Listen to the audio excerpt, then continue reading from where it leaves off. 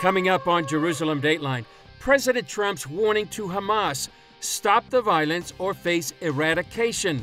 Plus, analysis from Hillel Neuer from UN Watch on the anti-Israel bias expressed in meetings of the UN Human Rights Council.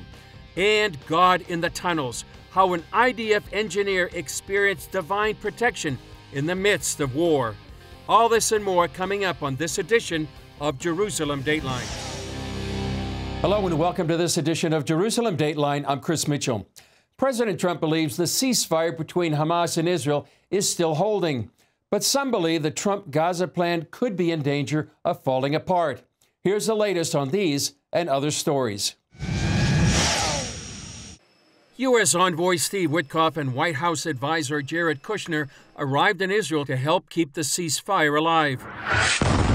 The IDF announced it resumed the ceasefire Sunday evening after Israeli forces responded to a Hamas attack that killed 2 soldiers and wounded 3 more in the southern Gaza Strip. The IDF struck dozens of Hamas terror targets. President Trump told Fox News there's not a timeline to disarm Hamas. Not a timeline, not a hard line, but we're going to see how it all works out. They've lived there for a long time. They're very violent. As you understand, you've been covering it for a long time, but we're going to find out. So it's not a hard timeline, but it's a line in my own mind. And at a certain point, if they don't do what they're supposed to do, then we'll have to do it for them.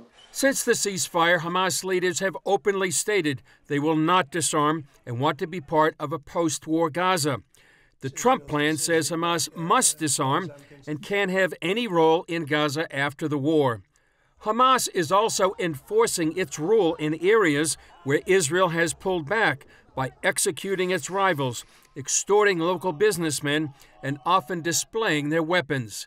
Hillel Neuer, director of UN Watch, tells CBN News the world has been silent on Hamas's vigilante justice. I put up a video a few days ago on social media, and it said, here's the reaction of the Human Rights Council to the massacre by Hamas. Hamas is accused of killing possibly over 50 Palestinians who were opposing Hamas.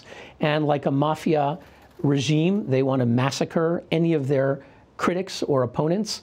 And the response of the world is crickets. Our video is the sound of crickets. Neuer says critics of Israel are silent too. Groups like Amnesty International, many leading activists like Greta Thunberg, the climate Palestine activist, who claimed to care about Gaza, who claimed to care about Palestinians, have been completely silent as Hamas is murdering Palestinians. If Hamas is allowed to keep its weapons, it may jeopardize the next phase of the ceasefire deal.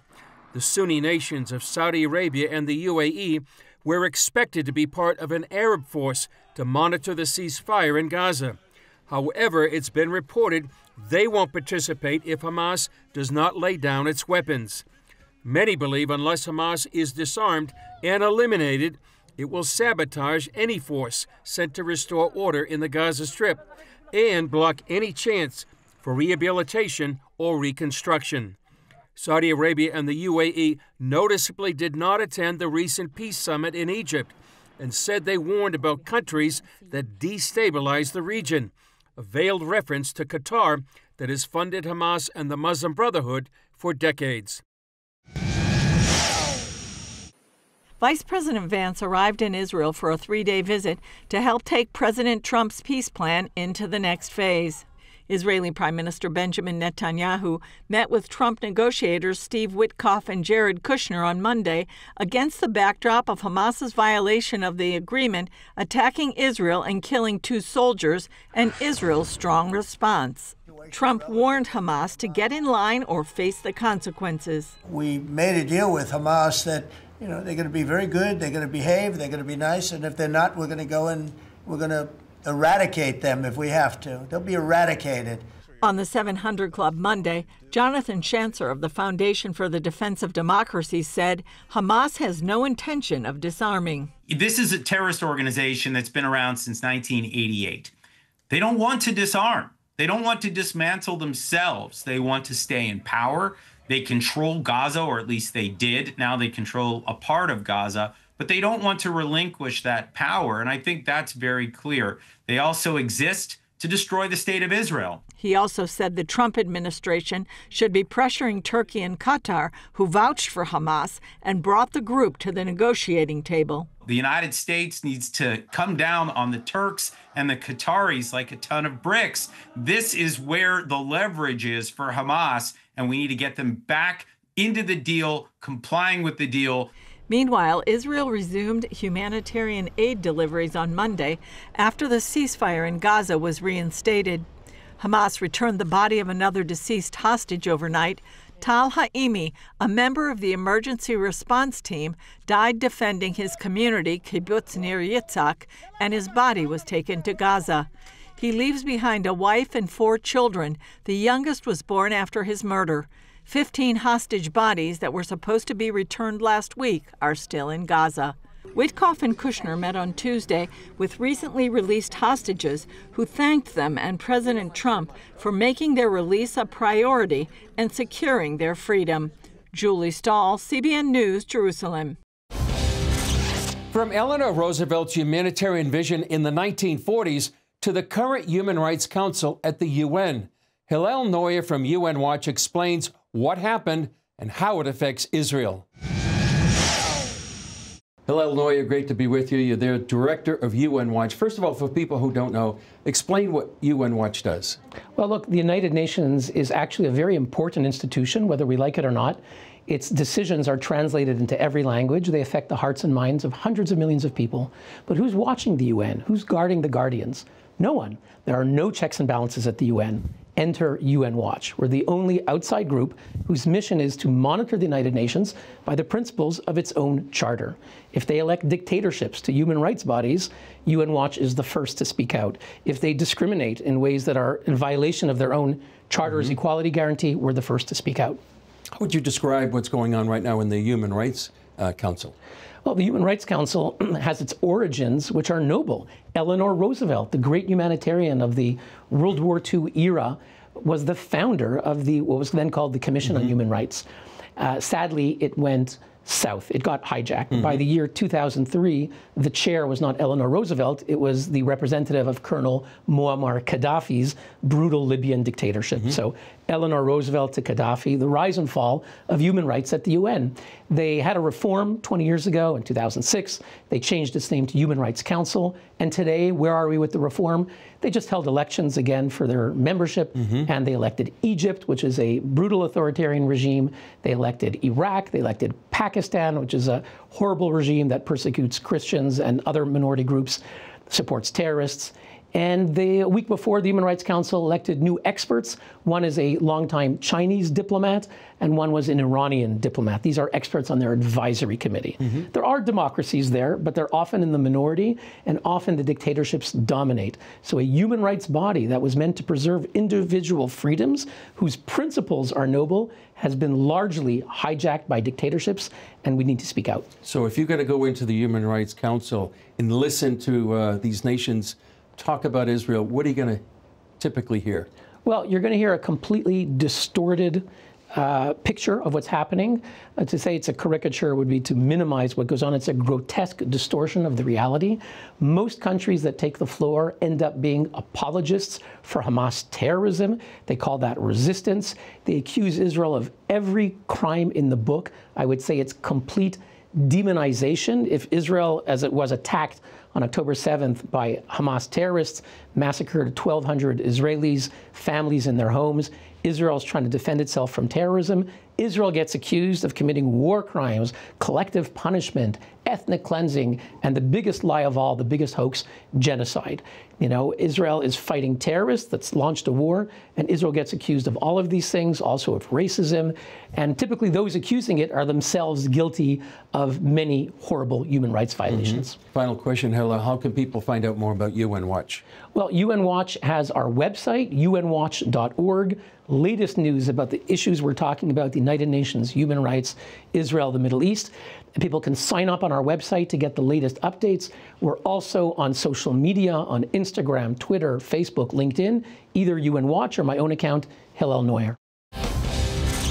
The phrase war is hell has resonated since William Tecumseh Sherman said it to military cadets in 1879. Israeli combat engineer Levi Davis experienced that firsthand in Gaza. He had just been married 2 months when Hamas's attack on October 7th plunged him into combat. We were called down to Gaza to specifically deal with tunnels and enemy infrastructure just to blow them up.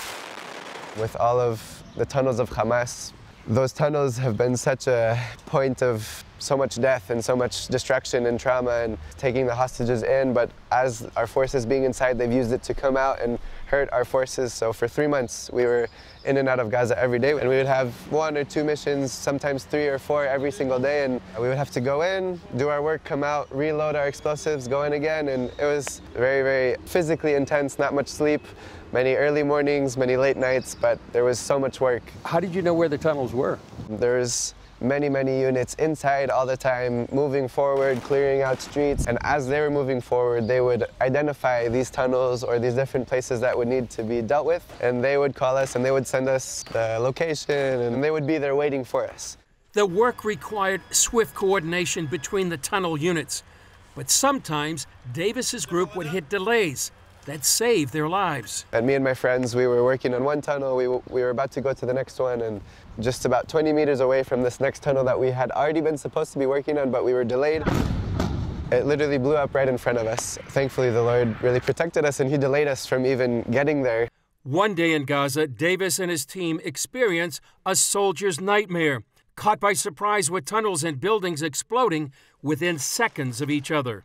But miraculously, he survived. It was in the center of Gaza, El Bourej. There was a missile factory that was discovered. There was lots of very important equipment that had been smuggled from outside of the country into Gaza. There was about 8 tunnels that were connected. We had many tanks guarding us. We had a lot of people on the ground that were guarding. There was a lot of commotion around this mission. Suddenly, my machine that I use every day to pump in these explosives suddenly stopped working. I did everything I could do in my power to fix it. I called technicians, I tried to do all the regular things, and I finally figured out what the problem was, and there was something loose in the air pressure, and I just tightened it, and I was about to flow the explosives into the tunnel. And suddenly I hear the explosion. I look to my left, 20 meters there, the tunnel that was just north of us, everything, 2 tons of explosive in the air, 50 meters that way, another one, and many more around us that I didn't see. It was just shocking to see it so close, and suddenly the rocks are falling, and I was hit with a big block in my neck that actually paralyzed me for about like a minute. I couldn't move, and I thought that was it. I thought I was going to be paralyzed, but after about, I don't know, maybe 20, 30 seconds, I started to feel tingling in my body, and I was back up on my feet within a minute. I was there with about another 4 teammates, but quickly we were on the comms trying to get our officer, and he wasn't answering, and there was ones from our team that had got wounded from the rocks and from the wave that came from the explosion. So we were helping them, and others were going to see what was with others, and very quickly we found out that there was 4 more of our teammates that were really badly wounded, and 2 of our teammates that were killed. The questions were inevitable. Why did he survive and his friends didn't? Where was God in the battle? I know so clearly that he's kept me because he has more for me to do. To be light, to be salt where we are, we need to be walking in that calling, walking in what he's called us to do, using the gifts that he's given us to use. And I think one of the big things in my process of the aftermath and the Lord healing my heart, one of the biggest and the first things that really happened was just him reassuring me of his presence there, even in that place of death and destruction, that he was there and that he prepared the way before us. Davis may have sensed God's protection, but he still had to wrestle with battlefield mistakes and forgive his enemies. There was so many mistakes that happened that day, and I had to forgive a lot. And I don't think I could do it without Yeshua forgiving me and him shedding his blood for me and for forgiving all of those others that I had a hard time forgiving. But until October 7th, I had never really experienced what Yeshua calls us to do in Matthew, praying for our enemies, loving our enemies, praying for those who persecute us. That was just a verse that I was like, oh, that's nice, and maybe I had a bully at school that felt like my enemy, but no, this is a real enemy that wants to kill us. But the Lord died for them too. just praying for the Lord to show up in the camps of Hamas, in the camps of Hezbollah, and to reveal himself, to open their eyes by his mercy, to allow them to find him. And it sounds so like, why would I pray for my enemy? But it's something that the Lord calls us to do, and I believe it's something that he will use also to heal our hearts. The book of Proverbs talks a lot about the value of friendship, the kind that sticks around through adversity. Larry Huch is an American pastor who resolved long ago to be a friend to Israel and to lead others to do the same. That's why it was special to him to be in Israel last week when the living hostages came home. Pastor Larry Huch, great to see you back here in Jerusalem. And I understand this is your 50th time here in your Jubilee. It's my Jubilee trip. And Chris, it's always good to see you and to be with CBN. You guys are heroes to us. Well, likewise, the way you stand with Israel. Tell us, you're here in Israel just after this ceasefire deal. Right. What's your sense about how things are evolving right now? You know, cautious optimistic. Is this really going to happen? Because we're dealing with Hamas. We're dealing with people that have not kept their word before. But, you know, we were just walking the streets of Ben Yehuda last night getting a bite to eat. And you say there's a lightness here. There's a joy here that I've been coming for 32 years that I've never felt before. So, you know, I think spiritually the whole world needs to look at what God has done for Israel. He's getting ready to do in all the kingdom of God. Give us a new beginning. Well, that's really exciting. I know a lot of people were saying just in the last few days they can breathe again because for 2 years they've been literally holding their breath about all these live hostages that were kept in these tunnels and dungeons, basically. Yeah, and you know, and not only the hostages, not only with Hamas, but with President Trump standing with Israel and defeating Iran. I mean, and I don't know, Chris, if the whole world understands Iran and their nuclear ability wasn't just a threat to Israel and the Jewish people. It was a threat to America. Yeah. You know, Iran called us in America the big Satan and Israel the little Satan. And so with President Trump and the U.S. and Prime Minister Netanyahu and Israel, defeating that is huge. And I mean, Americans they don't understand living under a terrorist threat 24/7. Their whole lives. Everybody's grown up in that. And we've got friends up in North that since October 7th, all their children go to school underground. They play in their playground underground. And all of a sudden, that's gone. It's lifted. Yeah, and talk about the relationship between President Trump and Prime Minister Netanyahu. Leaders that seem to be on the same page and really, for such a time as this, to lead Israel and the free world. They both stood their grounds for the sake of America, for the sake of Israel, for the sake of the world. You know, I'm a big Winston Churchill fan, and we've got a Winston Churchill for such a time as this in the Oval Office, and we've got a Winston Churchill in the Prime Minister's office here in Israel for such a time as this. And thank God we've got these leaders who are real. They're not being politicians. They're being leaders. And an extremely, as you know, you live here, an extremely difficult time in history. And they stood their ground. They stood up for us, and look where we are today. Yeah, after 2 years and where we are today, it's really a miracle. Pastor Larry Huch, great to be with you. Thank you, Chris. Appreciate it. The Israeli nonprofit Save a Child's Heart is the largest pediatric care facility in the Middle East, transforming the lives of children with heart disease. Its mission is to bring cardiac care to those who need it, regardless of race, nationality, or religion. CBN supports this organization, and here's a success story that CBN partners made possible. Valkas first came to Israel from Zanzibar after an Israeli medical mission visited her island and discovered she had a heart defect. She was 6 years old and received life-saving surgery sponsored by the organization Save a Child's Heart. Years later, when Valkas married and became a mother, her daughter Fatima began experiencing familiar symptoms. And my first child also get that same problem as me. So when come also again to Israel. It was another successful life-changing surgery for Valkas' family. But a follow-up medical visit led to a frightening discovery.